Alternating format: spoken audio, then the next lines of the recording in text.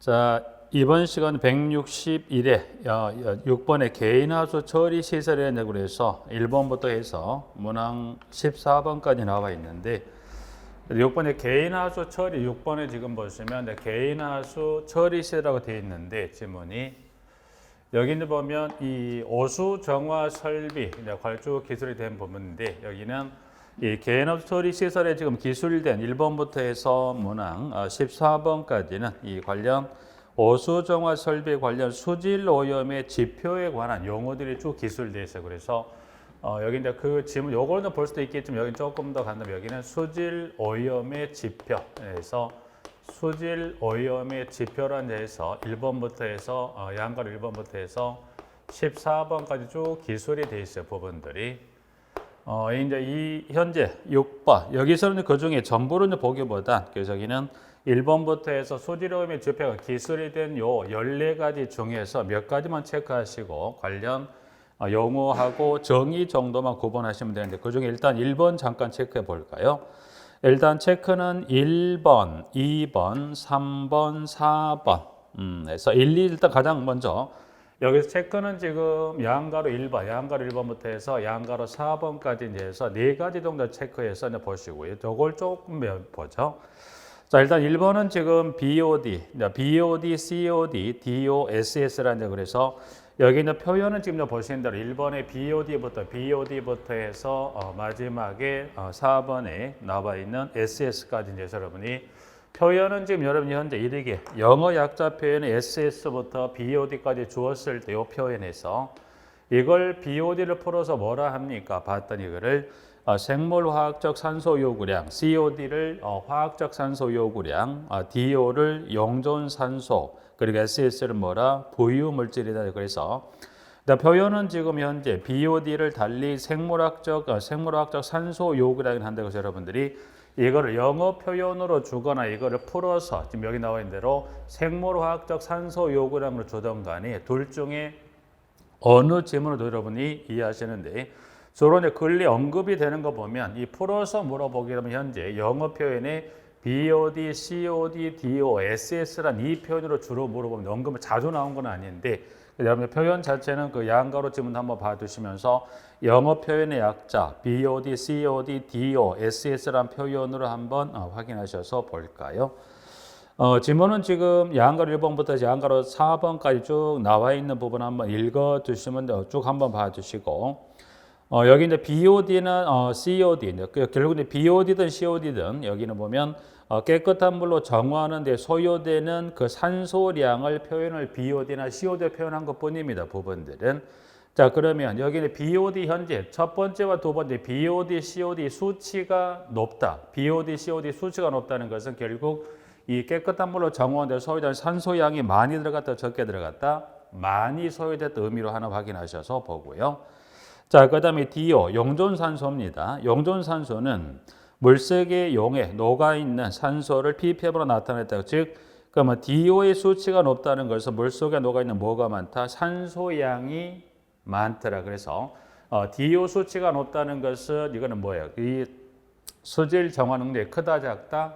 크다 의미 정도에서 BOD, COD, DO 하나 그리고 SS는 부유물질이다. 그래서 입경 크기 2mm 이하의 불용성 물질로서 이제 보시면 녹지 않고 떠다니는 물질 여기는 뭐 2mm 이하의 불용성 물질 그 미리는 의미 두지 마세요. 예, 여기서 부유물질이라는 것은 이 오수 중에 녹지 않고 용해 즉 녹지 않고 떠다니는 물질을 뭐라 합니까?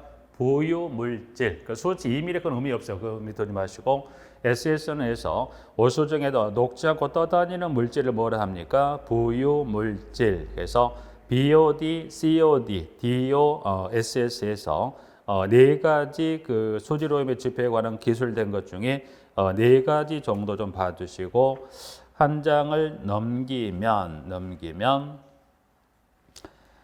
스컴 정도 볼까요? 그 밑에 13번 활성온이 13번하고 14번 그냥 이거는 가볍게 따로 적기보단 13번, 14번은 그 14번에 이제 활성온입니다. 그래서 복귀전에 용해된 유기 물질과 반응하고 그에 따라 세포가 증식되는 미생물 덩어리를 뭐라고 했습니까? 이거를 활성오온이 즉 폭기존의 오수에 있는 그 찌꺼기를 먹어서 크는 미생물 덩어리를 뭐라고 그랬습니까? 이거를 활성온이라. 그리고 스컴은 정화존의 오수 표면에 떠오르는 오물 찌꺼기를 뭐라 합니까? 스컴이라 합니다. 그래서 1번부터 1, 4번하고 현재 그 다음에 나와 있는 13번하고 14번 정도, 13, 14 정도에서 여기도 간단하게 먼저 살펴보죠. 그래서 주로 언급이 되는 건 지금까지 봤을 때는 1, 2, 3, 4 여기 쪽에 주로 언급하기 때문에 표현은 꼭 영어 표현 봐주시고 활성원이하고 스컴은 의미 정도만 잠깐 확인하면 될 것 같아요. 그래서 그 정도만 정리하고 마무리하겠습니다. 7번, 6번에서는. 자, 7번의 난방 설비, 난방입니다. 난방은 열 공급 방식에 따른 난방 방식의 이제 분류라 그래서 일단은 그 지문에 가보니까 양가로 1번에 동그라미 1번에 개별 난방. 개별 난방은 세대별로 보일러가 설치된 난방합니다. 개별 난방, 중앙 난방. 중앙 난방인데 보시면 단지 지하에 대형 보일러를 설치하고 그 설치된 보일러에 난방하는 것을 중앙 난방. 그리고 지역 난방 3번. 지역 난방은 요거 지역 난방 공사로부터 공급된 열을 주택단지 지하에 있는 열 교환기를 거쳐서 적정 온도로 낮추어 난방을 뭐라 이거를 지역 난방. 그래서 개별 난방, 중앙 난방, 지역 난방은 그 개념 정도 하나 봐두시고 난방은 요거 따로 이제 언급은 되지 않았지만 요거까지는 한번 봐두시면 어떨까. 그래서 이제 난방은 개별 난방, 중앙 난방, 지역 난방이고요. 그에 더불어서 하나만 잠깐 봐두시면 소형 열 병합, 소형 열 병합 발전 방식이다라고 해서 요거 하나만 잠깐 봐주실까 부분들은. 그래서 공동주택은 이제 보시면 개별 난방, 중앙 난방, 지역 난방도 있지만 소형 열 병합 발전 방식이라고 그래서 여기는 소형 열 병합 발전 방식은 쉽게 말하면 주택단지 지하에 여기 보면 이 발전기를 설치한다고 보시면 돼요. 그래서 이 단지 지하에 뭘 설치해요? 이 가스 터빈 발전기를 설치합니다. 발전기를 설치해서 그러면 이 설치된 이 가스 터빈 발전기를 설치해서 이 설치된 가스 터빈 발전기를 가스에 의해서 돌리게 되면 어떻게 돼요? 이 발전기가 돌아서 돌아서 뭐가 발생된가요? 전기를 생산함과 동시에 그럼 전기가 만들어짐과 플러스라는 얘기는 동시에 전기가 만들어짐과 동시에 뭐가 발생합니까? 전기가 만들어짐과 동시에 열이 발생해. 전기가 만들어짐과 동시에 열이 발생하고 이때 발생된 열을 가지고 뭘 합니까? 이 열을 가지고 난방과 급탕을 하는 게 뭐가 있다? 이게 소형 열 병합 발전 방식이다라고 해서 지금 개별 중앙 지역 난방 방식과 공동돼 있지만 이와 같이 소형 열 병합 발전 방식의 공동돼. 그래서 지금 중앙 난방 여러분이 보시면 중앙 난방의 경우 여러분이 중앙 난방 방식에서 중앙 난방은 여러분이 공동주택의 중앙 난방인지 아닌지를 알 수 있는 건 뭘 보시고 알 수 있어요? 단지 지하에 쉽게 말하면 예전에 목욕탕에 굴뚝이 있듯이 커다란 이 굴뚝이 설치가 됐다면 그게 무슨 난방일까요? 지역이 아니요 중앙 난방인데 중앙 난방은 안전이 오래됐어요. 왜냐하면 여러 가지 문제, 유지 관리도 어려울 뿐더러 이 난방을 하는 데 있어서 어떤 대기 오염이라는 것에서 건설된 지 오래된 한 20년 훨씬 이전에 지어진 공동체만 이렇게 유지 관리하는 형태가 있고 중앙 난방 여러 가지 그런 어려움이 있다 보니까 중앙 난방이 뭘로 바뀝니까? 대부분 중앙 난방이 지역 난방으로 가거나 또는 중앙 난방이 뭘로 가면 이와 같이 소형 열 병합 발전 방식으로 바뀌는 경우에서 소형 열 병합 발전 방식인 공동택도 애초에 공동택 건설할 당시부터 이러한 소형 열 병합 발전 방식 하는 경우도 있고 아니면 이 중앙 난방 방식이 뭘로 바뀌는 경우도 이와 같이 소형 열 병합 발전 방식으로 하는 경우도 있어요. 그래서 여러분들이 소형 열 병합 발전 방식이라는 것은 이 발전기를 설치해서 발전기를 돌려서 전기가 만들어지고 동시에 발생된 뭐를 가지고 열을 가지고 난방과 급탕하는 걸 뭐라 이거를 소형 열 병합 발전 방식이다. 그래서 그 의미 정도 하나 여기는 따로 언급이 되어 있지 않습니다만 여러분들이 소형 열 병합 발전 그와 같은 형태로 하는 걸 소형 열 병합 발전 방식. 자, 뭐 이제 그 세부적인 읽어보실 거 없어요, 여러분이. 개별 중앙 난방, 그는 지역 난방 그 특징은 여러분이 기억하실 거고 그냥 간단한 의미 정도 확인하셔서 이것도 마찬가지 이런 형태의 난방 방식이 있고 실제로 공동 이런 형태 운영이 되고 있고 또 이게 한번 시험에 물었던 게 소형 열 병합 발전 방식은 어떻게 돼요? 이러한 이 전기와 열부와 피크 발생 시각이 비슷한 건물은 유리하다, 불리하다? 유리하다. 왜? 전기를 만드는 동시에 뭐가 발생하니까? 열이 발생하니까 전기나 열부와 피크 발생 시각이 비슷한 건물은 소형 열 병합 발전 방식이 유리하죠. 그 의미 정도에서 한번 확인해 둘 필요가 있고요. 자, 밑에 이제 가시면 양가로 이번에 난방 방식의 비교라 이제 그래서 쾌감도, 이열이 빠른 순서, 방열량 조정, 용이도라 이제 그래서 네 가지가 나와 있죠. 그래서 여러분들이 난방 방식의 비교, 양가로 2번에 그 질문 잠깐 볼까요? 2번에 난방 방식의 비교입니다. 그래서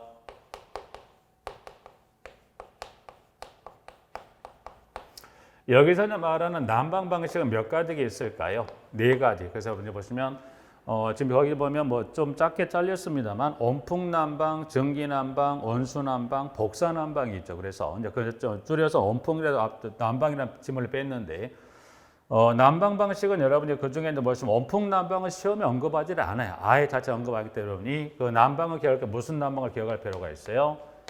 전기 난방하고 그 다음에 온수 난방하고 그리고 복사 난방 이렇게 돼서 여러분이 이 세 가지 난방 앞으로 뭐 기본소 아니면 일자 시설 공부하실 때 마찬가지예요.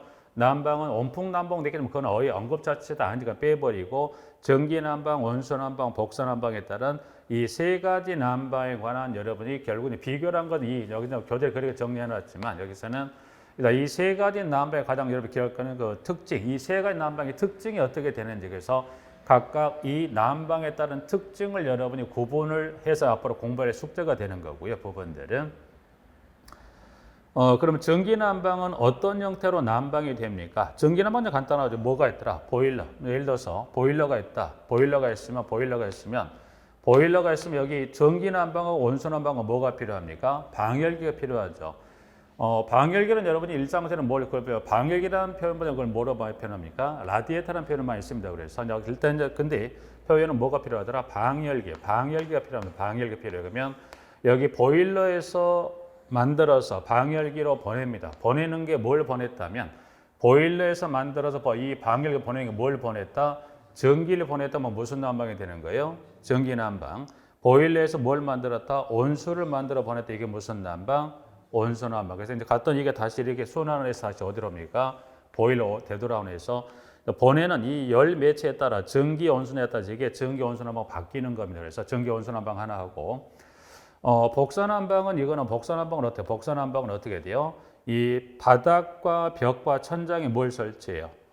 뭘 설치하더라? 코일을 설치해서 그 설치된 코일에 뭐를 보냅니까?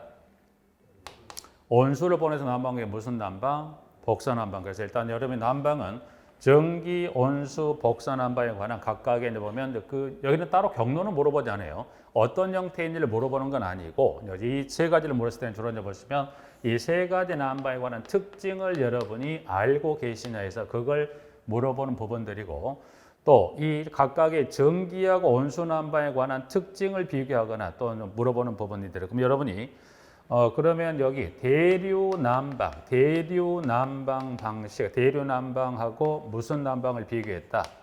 복사 난방을 비교했다. 그럼 여기는 보니까 대류 난방이 없는데 여기는 전기에서 복사 난방이 있는데 어떻게 복사 난방하고 무슨 난방을 비교했다? 대류 난방하고 또는 대류 난방 방식 비교했다. 그럼 여기서 말하는 대류 난방이라는 거, 내류 난방이란 무슨 난방을 생각하시면 될까요? 전기하고 온수. 그럼 결국 여기서 보일러에서 이 방열기를 뭘 보내더라? 전기를 보내거나 온수를 보내면 어떻게 돼요?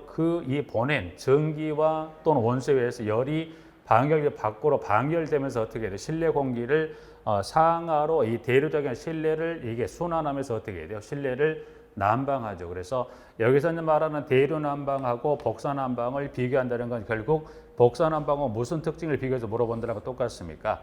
전기 온수 난방과 비교했을 때 복사 난방을 또 이렇게 물어보기 때문에 여러분들이 대류 난방이라 하게 되면 무슨 난방? 전기하고 온수 난방 개념 봐주시되, 자, 근데 그 개념, 세 가지 난방의 특징만 잠깐 확인했고, 여기서는 지금 세 가지, 쾌감도, 예열 빠른, 방열량 조정도 용이되어 있는 부분들인데, 여기는 이 세 가지 난방에 관한 특징 중에 보면 가장, 이제 보시면 특징 중에 물어보는 질문이 뭘 물어보냐면, 이 방열량의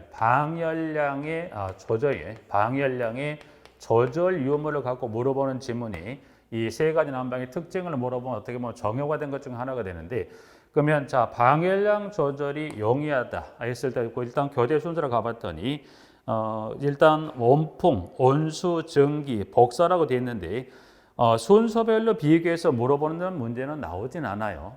그러면 이 방열량 조절을 가지고 물었을 때 이제 보시면 주로 어떤 형태로 물어보냐면, 전기 난방은 온수 난방에 비해서 방열량 조절이 쉽다 어렵다? 전기 난방이, 그럼 일단 이 방열량 조절 유무를 갖고 시험을 물어봤을 때는 주로 언급되는 질문, 이것만 잠깐 보면, 그러면 여기 보면 전기 난방하고 여기 복사 난방이죠. 그래서 주로 이제 보면 그 특징을 갖고 물어보는 질문들을 봤을 때 방열량 조절 유무를 가지고 물어보는 질문의 가장 대표적인 게 여기 방열량 조절이라는 것은 뭘 말하냐, 여기 온도 조절이 쉽다 어렵다. 그래서 방열 조절인 것은 온도 조절이 쉽다 어렵다, 그걸 물어보는데, 그러면 전기 난방은 여기 방열 조절이 쉽다 어렵다? 어렵죠. 왜? 온도가 고온이다 보니 그거를 쉽게 조절할 수 어렵다. 그래서 전기 난방과 방열 조절이 쉽다 어렵다? 어렵습니다. 복사 난방은 쉽다 어렵다? 이것도 역시 마찬가지 어렵죠. 여러분이 복사 난방을 근데 큰 틀에 복사 난방이라고 보실 수도 있긴 하지만 이거를 좀 좁은 의미, 이거를 무슨 난방? 온수 온돌 난방으로 가시게 되면, 그럼 여기 이제 이 좁은 의미의 온수 온돌 난방이라는 거, 이거 뭘 생각하시면 돼요? 바닥에 뭐를 여러 층의 층을 설치해서 그 층을 데운 뭘로 복사열로 실내를 난방한다 개념이, 이게 복사 난방 그 개념이 갈 수도 있어요. 그러면 여러 층의 바닥을 그 일정히 설치된 층에, 그 배관층에 들어가 있는 방열관에다가 온수를 보내서 그 여러 층의 바닥을 데우는 데 시간이 오래 걸립니다. 그러면 예를 들어서 덥다고 그래서 그 여러 층을 데우는 일도 쉽게 보시면 이게 여러 층이 있다면 그 층 중에 이렇게 여러 층이 있는데, 그 층에 보셨을 때 이 층에 여기 두 번째는 이 배관층에 들어간 이 관이 방열관입니다. 방열관. 이 방열관에 뭘 보내는 거예요? 이 방열관에다가 온수를 보내서 이 방열관에 보낸 이 온수에서 이 바닥을 데운 뭘로? 이거 실내 복사열에 의해서 실내를 난방하는 이제 개념이 온수온돌 난방의 좁은 의미의 복사 난방의 좁은 의미의 온수온돌 난방인데, 그럼 이 방열관에 보는 이 온수에서 이 바닥을 쉽게 말하면 춥다고 해서 보일러를 가동해서 바로 이 여러 층을 쉽게 데울 수 있다 없다? 그게 쉽지 않아요. 또 마찬가지 덥다고 해서 보일러를 껐다가 이 데워진 이 여러 층이 식는 데 시간이 쉽다 없다? 쉽게 오랜 시간이 걸릴 수 있다 보니까 이 바닥을 데우거나 바닥을 식히는 데 시간이 많이 걸릴 수 있죠. 그래서 보시면 방열량 조절 유무를 갖고 물었을 때는 전기 난방하고 복사 난방은 방열량 조절이 쉽다 어렵다? 어렵답니다. 그래서 주로 이제 보면 이 난방의 특징인 이 전기 복사 난방 관리한 어떤 특징을 물었을 때 자주 물어보는 질문이 이 방열량 조절을 가지고 물어보는 질문으로서 그 중에 세 번째 정도만 좀 봐두시면 어떨까 하네요. 그래서 난방은 그 개념, 일단 가장 중요한 건 세 가지 난방이 있고 비교했을 때 대류 난방에 관한 개념하고, 그리고 이 세 개 난방 중에 방열량 조절 유무를 물었을 때는 요 전기 난방하고 복사 난방의 개념 정도 해서 쉽다 어렵다, 어렵다 또는 용이하다는 표현에 따라 할 수 있긴 하니까 어렵다는 개념 정도 정리해 두시면 될 것 같아요. 그래서 난방은 그 정도 좀 간단히 설명드리고, 자, 급탕입니다. 자, 급탕 설비도 보시면 양가로 1번부터 해서 양가로 2번까지 나와 있는 것 중에 보시면 여기 이제 온수 즉 급탕 공급 방식에 따라 개별식과 중앙식이 있습니다. 부분들은 개별식하고 중앙식인데 여기도 이제 그 간단한 지금 개별식에 관한 세 가지가 기술이 되어 있죠. 부분들은 질문은 자, 지문 이제 보시면 급탕 설비, 그 지문의 8번에 이제 급탕 설비라고 나와 있는데 따뜻한 물을 보냅니다. 그래서 급탕 설비가 되는데 지문은 자, 급탕 설비 이제 개별식 급탕하게 되면 동그라미 1번에 그 기역, 니은, 티귿 세 가지가 나와 있는데 순간 뭐 탕비기 또는 뭐 순간 온수기, 그다음에 두 번째 저탕형 탕비기, 그다음에 기수혼합식 탕비기라는 그래서 나와 있는데 일단 개별식은 지금 현재 그 중에 니은하고 디귿에 나와 있는 저탕형 탕비기하고 기수혼합식 뭐 탕비기라는 그래서 자, 그 중에 일단 디귿번 기수혼합식 탕비기는 열 효율이 몇 %다? 100%. 아무래도 이제 전기 보일러에서 만드는 고온의 전기를 배관을 통해서 어디로 보내면 이거를 냉수가 된 저탕도로 보내다 보니까 이제 배관을 통해서 전기 이동하니까 중간에 전기가 새어나갈 때가 있다 없다? 없다. 그래서 열효율은 몇 %가 됩니까? 100%가 되는데 그런데 단점이 있어요. 단점이 뭐냐면 그 고온의 전기가 배관을 통해서 저탕 찬물과 섞이는 과정에 뭐가 발생할 수 있습니까? 소음. 그래서 그 소음이 이제 커서 뭐를 부착합니까? 이제 거기 나와 있는 대로 스팀 사일런서. 뭐 표현 자체는 보면 이거를 뭐 스팀 지금 현재 표현은 스팀 사일런스라고 되어 있어요. 스팀 사일런스. 또는 이걸 스팀 사일 영어 표현은 이렇게 표현을 쓰게다 나름이긴 한데 스팀 사일런스라고 표현하면 이걸 스팀 또 사일렌스라고 표현하게 돼요. 그래서 표현은 이거나 저거나 큰 틀은 의미 없고 쓰는 문제에 나올 가능성이 떨어지니 스팀 사일런스 또는 렌스를 쓰던가 여기는 어디에 필요한 지금 부속 장치라고 생각하시면 돼요. 개별식 급탕법 어디 기수 혼합식에 필요한 부속 장치다. 근데 결국 이거는 왜 부착합니까? 고온의 전기하고 냉수가 섞이는 과정에 발생되는 소음을 제거하기 위해서 어디 그 관의 끝부분에 부착이 돼서 소음을 줄여주는 장치를 뭐라 합니까? 이거를 스팀 사일렌스. 저도 헷갈립니다. 부분들은 뭐 형태는 어느 형태가 하든 그냥 명칭인데 그런 개념에서 여러분이 보죠. 여기는 어느 지금 급탕에 필요한 것들아 개별식 급탕 중에서 기수혼합식에서 하나 봐두시면 될 것 같고요. 자, 그 다음에 저탕형 탕비기. 저탕형 탕비 온수 생성 저장이라고 해서 여러분이 저탕형 탕비 그 중에 하나 하고 그 다음에 보면 저탕형 탕비기 하나. 저탕형 탕비기는 보시면 여기는 그 여기도 필요 현재 이 기수 혼합식 탕비기 부속 장치명이 스팀 사일렌서. 스팀 사일렌서예요. 스팀 사일렌서네요. 렌스가 아니라 렌스.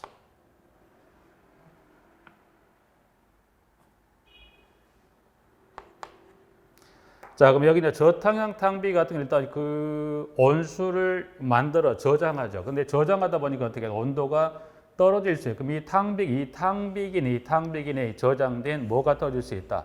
온수 온도가 떨어질 수 있다 보니까 그 떨어진 온도를 일정 온도 유지하기 위해서 필요한 부속 장치가 여기 스팀 사일렌서 뭐 그 용도는 다릅니다만 이때 필요한 부속 장치가 뭐가 있을까? 여기는 서모스탯이라고 해요. 서모스탯. 에서 보시면 여기는 그 명칭은 또 따로 나오지 않는데 여기는 이 저탕형 탕비기 내에 필요한 부속 장치가 있다. 이게 뭐다? 서모스탯 정도의 서모스탯이라고 해서 요 명칭 하나만 적어놓을게요. 그래서 현재 개별식에서는 그 부속 장치 관련해서 이 지금 기수혼합식 필요한 부속 장치 하나 하고 그다음 방금 봤던 저탕형 탕비기 부속 장치 뭐가 있다? 서모스탯까지. 여기는 자동 온도, 즉 센서 역할을 한다고 봐요. 센서 역할을 해서 센서 역할을 해서 이 저탕형 탕비는 이 물의 온도가 일정 여기 지정된 온도가 예를 들어서 90도라고 봐요. 90도라고 온도를 맞춰놨는데 이 탕비기 내 이 물 저장하면 이 물의 온도가 떨어지죠. 그럼 이 90도 온도 이하로 떨어지게 되면 뭐가 서모스테이션 이 장치가 가동을 해서 예를 들어 가스든 뭐 전기든 간에 가열 장치를 가동해 다시 몇 도로 끌어올리는 역할이에요. 이거 다시 이걸 몇 도로 90도로 끌어올려주는 역할. 그래서 그 역할하는 게 뭐가 있다? 서모스테이션. 그래서 개별식은 이 스팀 사일렌서하고 그 다음에 서모스테이션 요 부속 장치 정도만 좀 기억하셔서 보고요.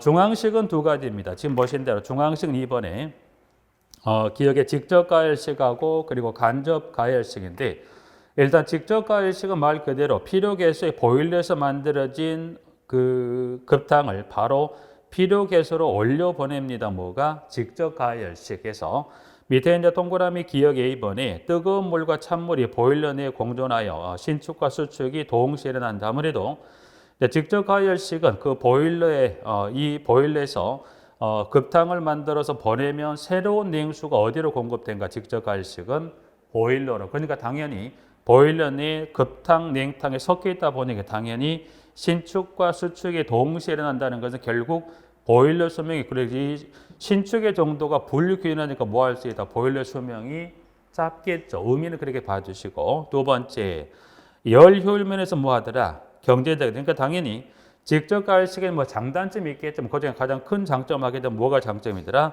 열 효율면에서는 좋습니다. 경제적이다. 그러나 단점으로 보일러 내면에 스케일이 생겨 열 효율이 저하되고 보일러 수명이 단축이 됩니다.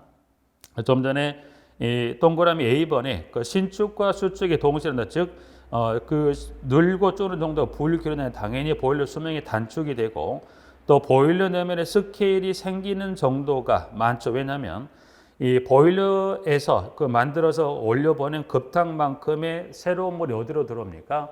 보일러로 들어오니 당연히 물속에 있는 뭐 때문에 그 물속에 있는 함유하고는 탄산칼슘 때문에 뭐가 많아져? 보일러 때문에 뭐가 많이 낄 수 있다?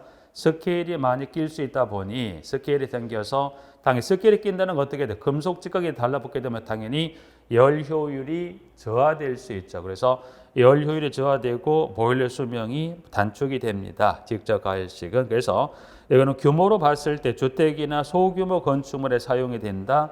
직접 가열식 하나. 그리고 한 장을 넘겨보시면 자, 간접 가열식입니다. 간접 가열식인데 보시면 저탕조 내에 가열 코일을 설치하고 이 코일에 전기 또는 온수를 보내서 저탕조물을 간접적으로 가열한다. 그래서 여기 이제 보면 여기는 그 가열 코일을 통과한 열을 뺏어서 저탕 탱크 내에 있는 물을 데우는 걸 뭐라고 데워서 이 저탕 탱크에서 물을 올려 보낸 걸 뭐라 합니까? 이거를 간접 가열식입니다라고 해서 니은번 A. 자, B번 보일러 내면에 스케일이 거의 끼지 않습니다. 스케일만 잠깐 스케일만. 여기는 스케일에 관한 부분이 스케일인데 스케일은 그러면 직접 가열식하고 그다음에 간접 가열식의 스케일에 관한 건 잠깐 볼까요? 좀 전에 직접 가열식의 스케일이 많이 발생, 여기는 그럼 스케일이 많이 발생한다, 적게 발생한다? 많이. 여기는 뭐 적게, 끼자는 건 아니죠. 일단 직접 가열식의 직접 가열식의 스케일이 많이 발생할 수밖에 없는 것은 뭐 때문에 피력에서 뽑아 쓰는 만큼의 급탕량만큼의 새로운 냉수가 어디로 들어옵니까? 보일러. 그러니까 당연히 여기서 스케일이란 어디에 끼는 거예요? 보일러 내면에 끼는 스케일의 정도를 물었을 때는 직접 가열식은 뽑아 쓴 급탕량만큼의 물이 어디로 들어가더라? 보일러로 들어가니까 당연히 보일러 내면 스케일이 많이 낄 수밖에 없고 자, 간접 가열식은 스케일이 직접에 비해서는 뭐 적게 또는 거의 끼지 않는다는 표현을 쓰는데 적게 낄 수밖에 없는 건 어떻게 돼요? 간접 가열식은 급탕에서 뽑아 쓰는 양만큼의 급탕 필요한 그만큼의 물이 어디로 공급됩니까? 간접은 보일러가 아니라 어디로 공급돼요? 저탕 탱크 또는 저탕으로 공급하는 건 당연히 보일러 내면에 끼는 스케일의 정도가 뭐예요? 적게 낄 수밖에 없죠. 그래서 그러게만 이해하시면 될 부분들에서 뭐 많이 낀다, 적게 낀다 정도. 이유는 필요한 만큼의 물이 보일러로 필요한 그 공급된 만큼의 물이 어디 여기는 저탕조 또는 저탕 탱크로 공급되다 보니까 당연히 보일러에 끼는 정도는 뭐에 비해서는 여기보단 적게 낄 수밖에 없더라. 의미 정도에서 스케일 정도 나와 있는데 그 정도는 봐두셔서 일단 급탕은 개별식 급탕법에 관한 세 가지 중에 저탕형 탕비기하고 기수혼합식 정도 또 뭐 저탕 기수혼합식 탕비기하고 중앙식은 여기도 급탕 경도는 좀 기억할 필요 있어요. 중앙식은 방금 봤던 직접 가열식과 간접 가열식 급탕 경도 이러이러한 형태를 통해 급탕이 공급됩니다. 그리고 그게 정리가 되면 뭐 특징 중에 비교할 수 있는 거죠. 하나만 설명드린 스케일 다 설명드렸지만 그래서 중앙식은 급탕에 관한 경로하고 그래서 두 가지 급탕법에 따른 특징을 또 구분할 수 있는 게 앞으로 필요할 숙제 중에 하나가 됩니다. 그래서 중앙식 하나 정리하고 자, 급탕 배관법. 이제 배관은 밑에 가보시면 그 양거리 이번에 배관 방식이다 그래서 단관식과 법관식인데 단관식은 무슨 관만 있다? 공급관 하나만 있습니다. 단관식. 그리고 법관식은 뭐 이거 순환식이라고 그래서 이제 물을 보내는 급탄관도 있지만 그 물을 사용하면 다시 되돌리는 무슨 관이 있다? 반탄관 또는 순환관, 관이 두 개가 있더라. 그래서 밑에 이제 보시면 복관식 또는 순환식은 수전을 열면 즉시 무슨 물이 나온다?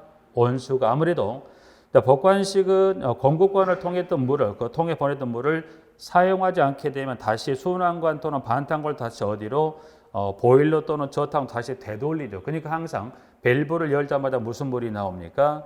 뜨거운 물이 나올 수 있는 반면에 단관식은 뭐 하더라? 무슨 관만 있다? 공급관 하나만 있다 보니까 여러분이 단관식은 뭘 생각? 단관식은 여러분이 단관식은 뭘 생각하시면 여러분이 단관식은 뭐 예를 들어 개별 난방인 여러분이 뭐 사시는 집이 예를 들어서 여러분이 개별 난방이에요. 개별 난방입니다. 개별 난방인 경우도 관이 뭐밖에 없어요? 공급관 하나밖에 없어요. 그러면 어떻게 돼요? 개별 난방인데 보일러를 추워서 뭐 따뜻한 물 쓰려면 어떻게 돼요? 보일러를 가동을 하고 보일러 그 수전을 뭐 이 수도꼭지 열면 처음에는 무슨 물이 나옵니까?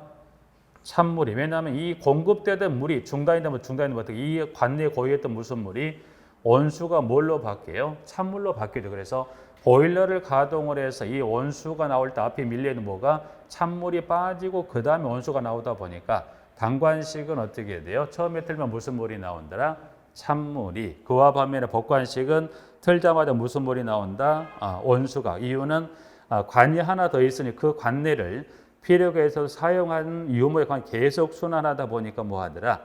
복관식은 수전을 열면, 즉 꼭지를 열면 바로 무슨 물이 나옵니까?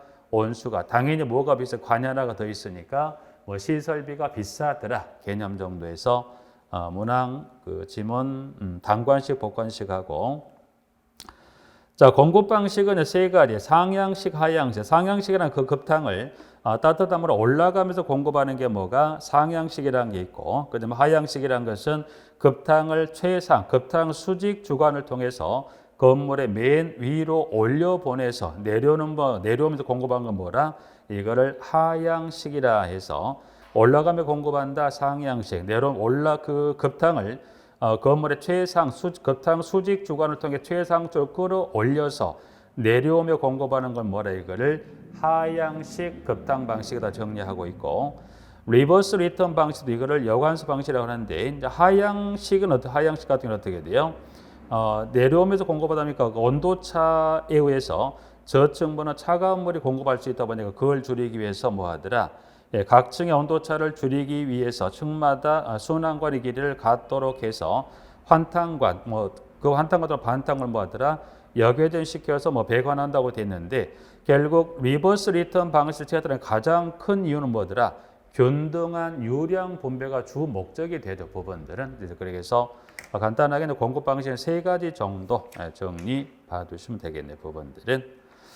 자, 그 다음에 소방 설비인데, 여기 소방법령에 관한 일부 좀 정리해 놓은 내용들인데, 소방 설비에 관한 부분, 일단 소방시설 잠깐 볼까요? 소방시설은 지금 보신 대로 박스에 몇 가지가 나와 있긴 한데, 이번에 9번에 소방시설 나와 있습니다. 부분들은.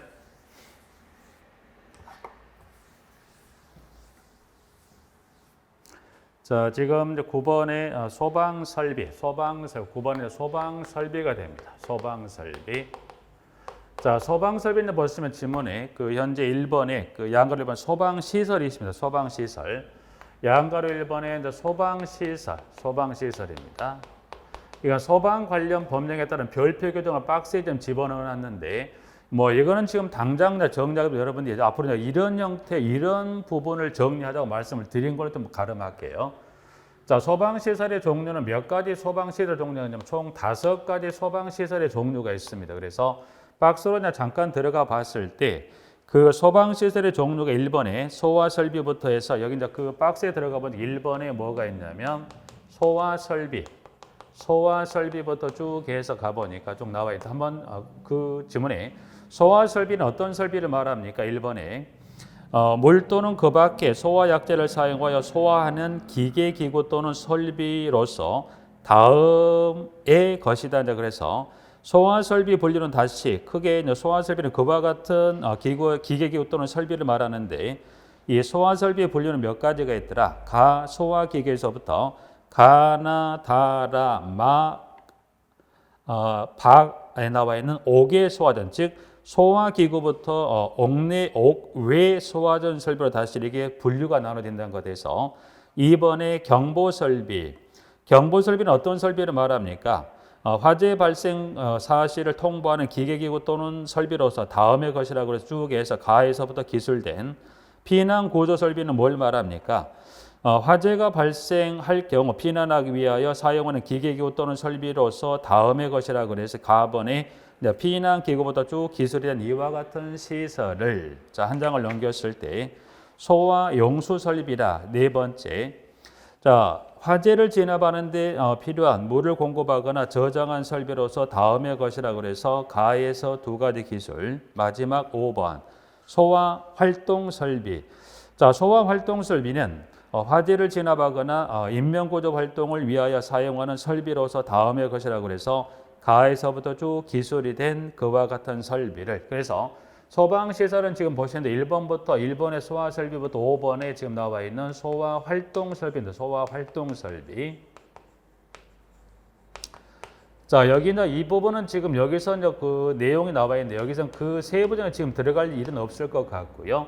여러분이 일단은 정리는 앞으로 어떻게 하시겠냐, 그 정리 순서가 되냐면 정리는 여러분이 이제 그러면 소방설비 중에 소방시설, 그러면 이 소방 관련 법령에 따른 소방시설의 종류는 몇 가지가 있냐 물어보면 여러분 몇 가지가 있다고 일단 기억을 하고 계셔야 돼요. 5가지. 그 중에 소화설비에서부터 이 소화활동설비가 이 5가지, 소화설비부터 소화활동설비까지 일단은 이거는 여러분이 쓰실 수 있는 것까지 준비를 해 두실 필요가 있다라는 그렇게 정리하고, 이제 그게 정리가 됐으면 한 번 더 들어가 방금 봤듯이 소화설비도 보면 여러 가지 이와 같이 설비들이 쭉 기술이 되어 있는 데서 그것도 소화활동 설비들이 이렇게 쭉 해서 이렇게 기술이 되어 있는 거 쭉 보셨을까 부분들이.